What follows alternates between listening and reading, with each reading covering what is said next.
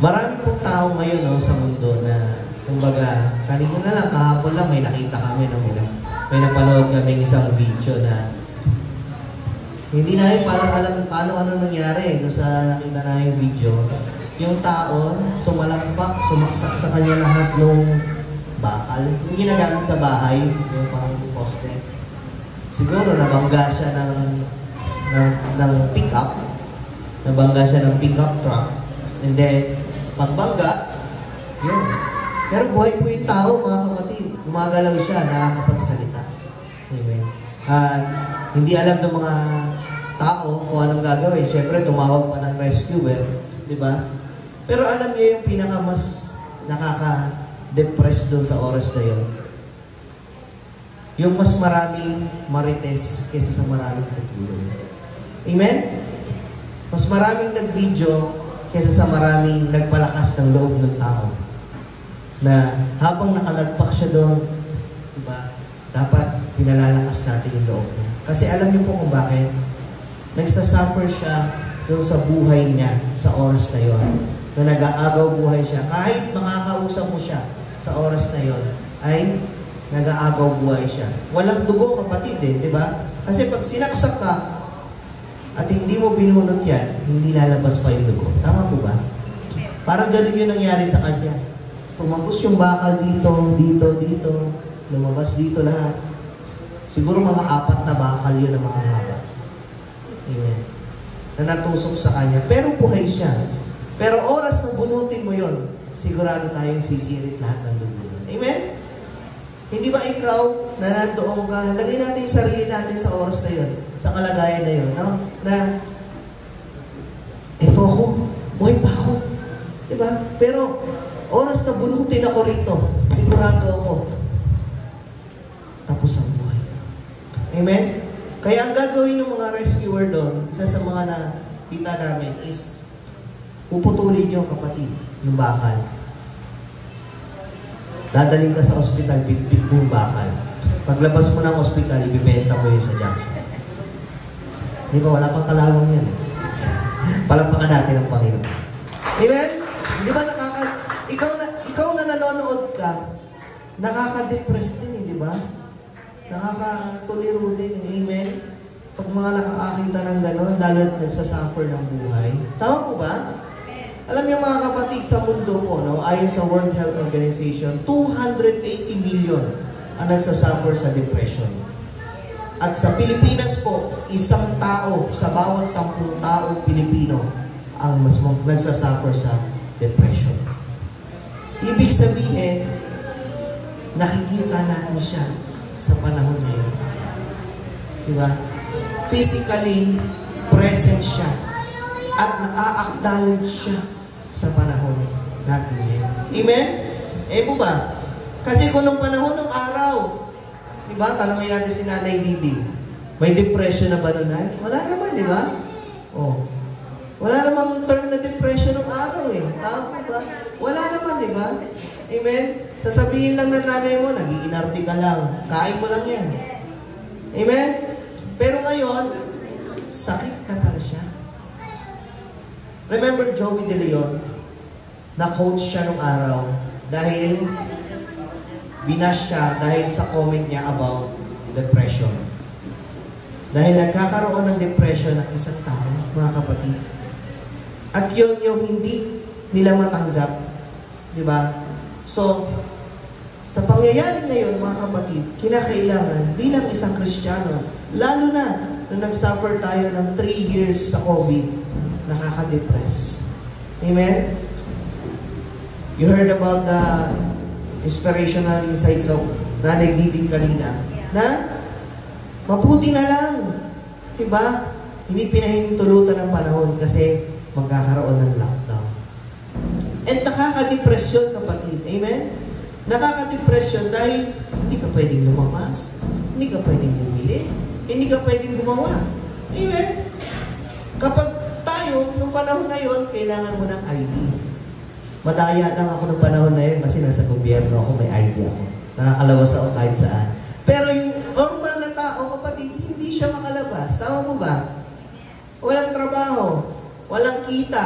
Kaya nauso yung mga online selling.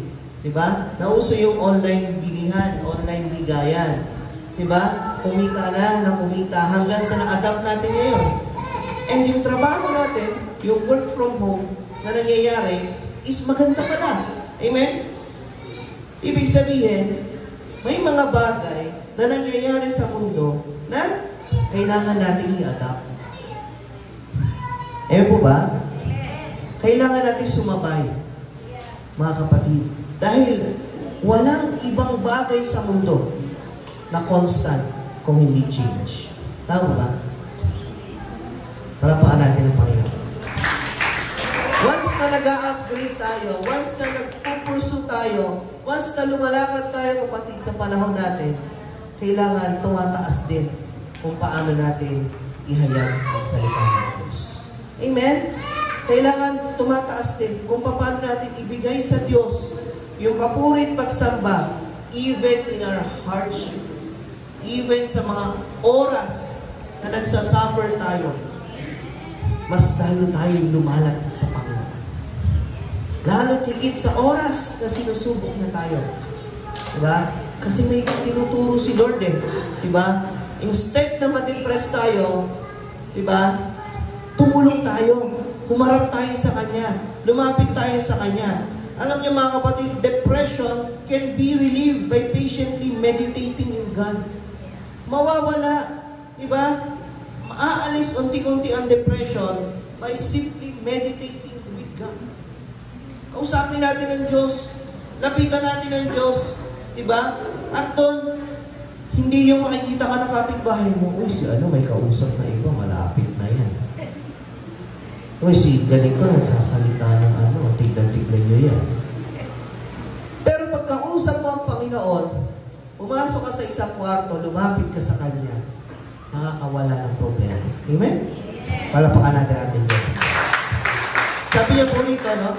Sa Awit chapter 42, verse 6, makikita natin na depression can relieve by meditating in God. O Diyos ko, ang aking kaluluwa ay nanglulumo sa loob ko. Kaya aking inaalala ko ka mula sa lupain ng Jordan at Hermonitas, mula sa burol ng Misa. Kailangan mong kausapin ang Diyos. Amen? Kailangan mo siyang alalahanin. Lalo nandun ka sa time na nagsasuffer ka, o doon ka sa time na nandulumo ka, na nade-depress ka, yung tawag sa panahon niya. Amen? Kasi wala tayong ibang dapat kausapin eh. Amen? Kung hindi mo kaya kausapin ang magulang mo, lalo na sa mga bata, nahihiya na ngayon. Diba? Hindi na masyado nagsishare sa magulang. Hindi na masyadong close. Yung kaibigan naman, wala rin dyan. Diba? Ang definition nga ng tropa ngayon, yung tatawanan ka na lang sa programa, yun ang totoong kaibigan. Diba? Kapag nandulumo ka sa problema, ang gagawin ng kaibigan mo, babatukan ka pa. Yun ang kaibigan. Ganyan ang definition ng kaibigan ngayon. Bakit? Ibig sabihin, gusto niya na huwag kang malungkot. Gusto niya, di man siya makatulong sa anumang bagay, pero makakatulong siya para i-boost yung confidence mo in a simple way na pwede niyang manggawin sa buhay. Amen? Palapakan natin Diyos sa Diyos. Pag pinausap mo ang Diyos, you pray to God because prayer is the key sa lahat ng bagay. Amen? Prayer is your only key to ask, ano ba ang dapat kong gawin? Ano ba ang gusto mong iparating, Panginoon, sa akin? Bakit ko nararanasan ito? Amen? Sabi niya sa 1 Samuel chapter 1 verse 10. Sa gayoy bumangon si Ana. Pagkatapos na makakain sila sa silo, at pagkatapos na sila'y makainom, ngayon si Eli na saserdote. Kilala niyo po si Eli? Si Eli po sa Old Testament is one of the high priests and isa siya sa mga mabubuting tao sa lumang tipan sa story of the Bible na naglilingkod sa Panginoon. At during this time, nanalangin siya. Kaupo sa upuan niya sa siping na haligi ng pintuan ng templo ng Panginoon. At siya'y nanalangin sa Panginoon ng buong pag-ibig, ng kaluluwang katumakan tumatangis na. Kailangan yung prayer mo, tagos sa puso. Amen? Yung prayer mo, ipadama mo sa Diyos na gusto mo talagang kausapin siya. Amen po ba? Kasi may mga prayer na mairaos lang. Lord, maraming pong salamat. Amen, amen, amen. Do you think yung prayer mo narinig ni Lord? Do you think yung gusto mo sabihin sa Kanya, Lord, nananalangin ako, ganito, ganyan, ganyan, amen, okay na. Miss na ako. Pasok na ako sa trabaho. Even in morning, sino sa inyo nananalangin nagpapasalamat sa Diyos? Amen. Diba? Sometimes, nakakalimutan natin na, Lord, salamat. Minsan, umiiyak ka pa, Lord, thank you, buhay ako. Hindi ako nasama doon sa panaginip ko, ang pangit ng kapartner ko doon. Amen? Lord, thank you. Pero ang ginagawa ngayon, Lord, anong update ngayon? Titingin sa Facebook. Ay, nagkabalikan na pala si Dominic tsaka si Bea. Ay, totoo ba yan? Amen? Mas updated pa sa Facebook ang isang Kristiyano ngayon kaysa updated sa salita ng Diyos. Bato-bato sa langit ang tamaan, mahal ng Diyos. Palapakan natin natin Diyos. Diba ba?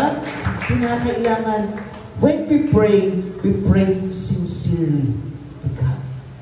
Diba? Kung kaya mo lumuhod, lumuhod ka. Kung kaya mo umiyak, umiyak ka. Pero ang titignan ng Diyos, yung sinseridad ng puso mo. Sa lahat ng problemang nararanasan mo, sa lahat ng mga nakikita mo sa mundong ito na hindi mo kinakaya, manalangin ka sa Diyos na makapangyarihan sa lahat. Palakpakan natin siya, mga kapatid. And some advices from the Bible na gusto natin gawin at dapat natin gawin minsan kapag nananalangin tayo, lalo't kinakausap natin ng Panginoon. Huwag nating kalimutan yung mga pagpapalang binigay niya sa atin. Amen? Huwag nating kalimutan yung mga biyaya ng Diyos na nangyari bago yung event na nagsasuffer ka sa depression. At sa oras na yon, makikita mo na hindi ako pinabayaan ng Diyos. Amen?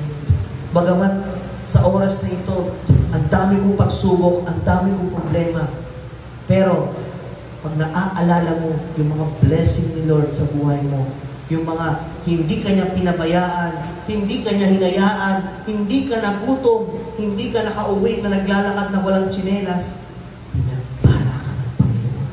Amen? At pag inalala mo yon, malalaman mo sa sarili mo at hindi mo sasabihin, Lord, bakit mo kasi pinaranas sa akin to? Lord, bakit mo kasi nararanasan to? Naglilingkod naman ako sa iyo. Hindi mo siya maiisip. Bakit? Kasi pag inalala mo yung mga pagpapalang ginawa ng Diyos sa buhay mo, bago dumating yung nangyayari sa iyo, sasabihin mo sa sarili mo, mahal ako ng Diyos. Amen? Sabihin mo nga sa katabi mo, mahal ka ng Diyos. Tama po ba? Sabi po niya rito, no, mga kapatid, sa Awit 107, O purihin ng mga tao ang Panginoon dahil sa kanyang kagandahang loob at dahil sa kanyang mga kagilagilalas ng mga gawa sa mga anak ng tao, sapagkat kanyang binigyang kasiyahan ang nananabik na kaluluwa at ang gutom na kaluluwa ay binusog niya ng kaputi. Darating yung araw, kapatid, di ba? Bibigyan tayo ng kabusugan ng Panginoon. Bibigyan niya tayo ng kasiyahan. Sa lahat ng panahon, sa lahat ng oras, kinakailangan purihin natin ang Diyos. Amen? Kita nyo agad, balik mo sa verse 8. Sabi niya, O purihin ng mga tao ang Panginoon. Anong kailangan mong gawin? Purihin mo muna ang Diyos. Amen? Bago ang lahat. Bago ka pumunta rito, bago ka humiling, purihin natin ang Diyos.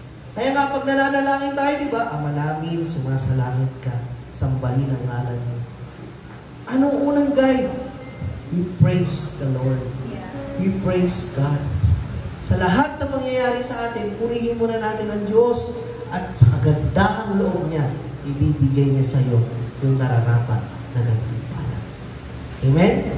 Parang magulang yan eh. Sumunod ka muna kasi nagre-reklamo ka kagad eh. Di ba? Inutusan ka lang. Ang dami mo ng sagot. Di ba? Nasabihin ng magulang, sumasagot ka pa. Nagdadahilan ka pa. Sabay hawak ng hanger. Napalo ba kayo ng hanger? Sa amin, isang set yung nasirang hanger ng bata ako. Kaya hindi mo ibili nanay ko ng hanger na bakal eh. Laging plastic. Kasi yung bakal, hindi mo babali. Diba? Pero yung plastic, masaya na ako pag plastic yung binili. Kasi ibig sabihin, pag nabali yung hanger, tapos na. Eh yung bakal, pag pinalo ka ng pinalo, di matatapos yun. Eh, palapakan natin ang ating Panginoon. Di ba? Kailangan, nahin natin, i-count natin yung blessing ng Panginoon. And we praise that depression will take away from us by putting God first in our lives. Amen? Sabi niya rito, no? Sa Awit chapter 34, verse 1 to 3.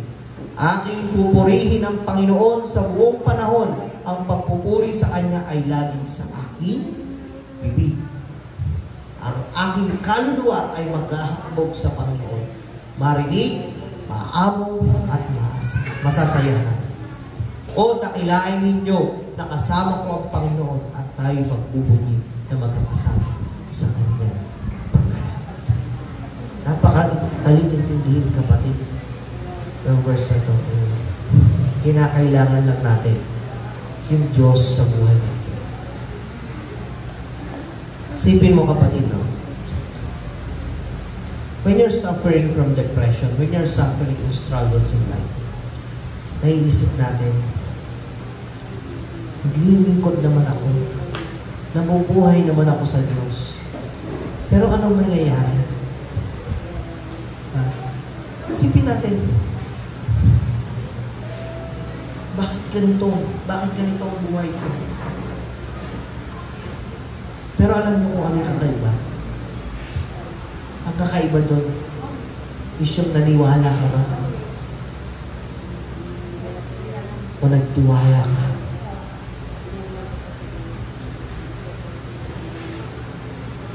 Naniwala ka sa Diyos.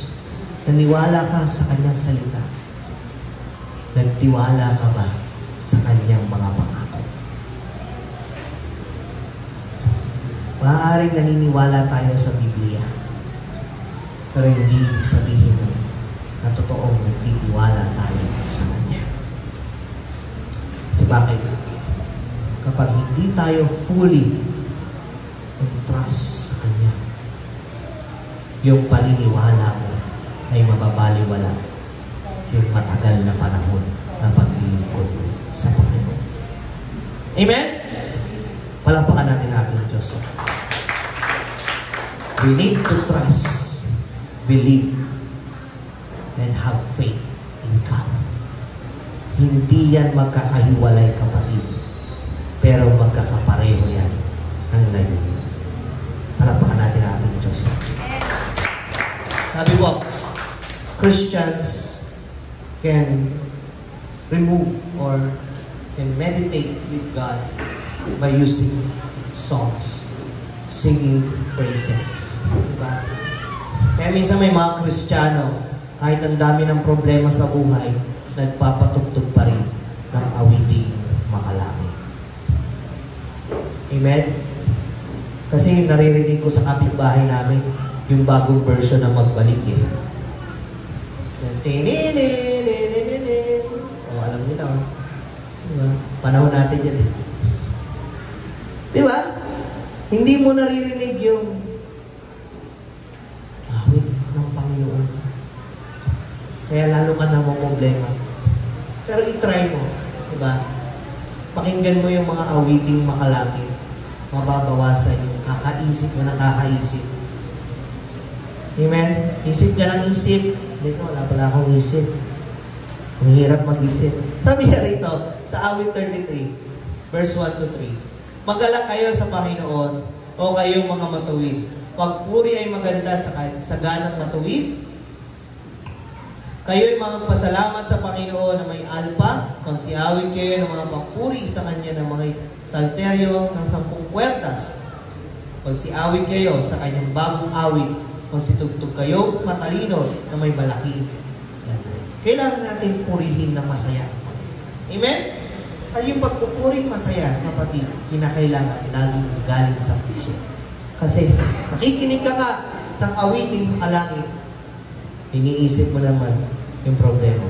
Sino sa inyo rito, from the time of worshiping God, sa praise and worship, nagsasabi ng problema sa Panginoon, taas ang kamay. Nasa kamay. Huwag kayo matakot. Ngayon na nyo malalaman. Sino sa inyo rito, during praise and worship, humihingi ng tawad sa Panginoon? Alam nyo kapatid, oras-oras, araw-araw, pwede kang humingi ng tawad sa Panginoon. Amen? Oras-oras, araw-araw, pwede kang humiling sa Panginoon. Tama? Pwede kang humingi ng tawad sa Kanya. Pero the term praise and worship. Praise and worship. Wala rin yung term na sorry. Wala din yung term na wishing. Wala din yung term na suffer. Amen? Do you get my point? When we praise God, we praise Him. Walang ibang gagawin, walang ibang iisipin. Purihin mo lang ang Diyos. Amen? Hindi ka dapat ihiling sa Kanya sa oras na yan. Hindi ka dapat ihingi ng tawad sa oras na yan. Kundi, pupurihin mo siya sa kabila ng lahat ng mga ginawa niyang pagpapala sa iyo. Amen? That is why we sing unto our Lord. That is why we praise and worship Him. Itinataas natin siya ng oras na yan. At yung banal na spirito, bababa. Alam niyo kung bakit? Kasi sa oras ng praise and worship, kailangan natin. Kaya ang praise and worship nasa unahan, kapatid. Amen? Kasi kailangan natin purihin muna ang Diyos. Sambahin natin siya sa Kanyang pangalan. Kailangan itaas natin siya. At papaano natin siya itataas kung hihiling tayo sa oras na yun ng sarili nating pangangailangan. Amen? Kaya dapat sa pagpupuri at pagsamba sa Panginoon at sa pakikinig ng mga awitin sa Kanya, itataas natin siya. Sa oras na yon, mawawala yung isip mo sa mga problema. Tama po ba? Pag nagpupuri ka sa Panginoon, mawawala yung problema mo sa buhay, hindi mo na siya naiisip. Ang iniisip mo na lang, paano mo siya pupurihin? Paano mo siya sasaktan? Paano mo siya aawitan? Paano mo siya malulugod sa papuri? Amen? Kaya nga minsan mapapansin niyo yung worship leader nakapikit. Minsan napupunta dun sa sulok. Minsan napupunta kung saan-saan. Bakit? Kasi wala siyang ibang iniisip kundi maitaas ang Panginoon. At hinahayaan niyang gumalaw yung katawan niya ayon sa kalooban ng Panginoon. Kasi ang tinataas kapag umaawit ay ang Diyos at hindi ang sarili. Palapakan natin ating Diyos. Feeling depressed is discouraged, and discouraged does not last forever. Hindi po panghabang buhay yung depression at discouragement, mga kapatid. Meron lang yan certain time na tayo po ay makakaranas niyan. Pag nalagpasan mo yon, tapos na yan.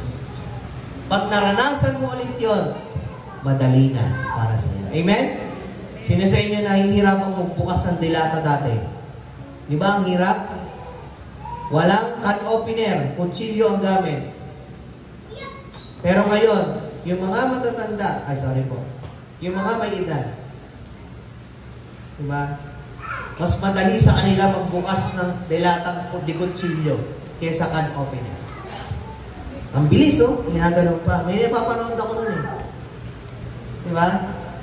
Mas madali. Bakit? Kasi naranasan na nila yung hirap nung una, alam na nila yung diskarte kung paano ito magagawa. Gayon din po tayo mga Kristiyano kapatid.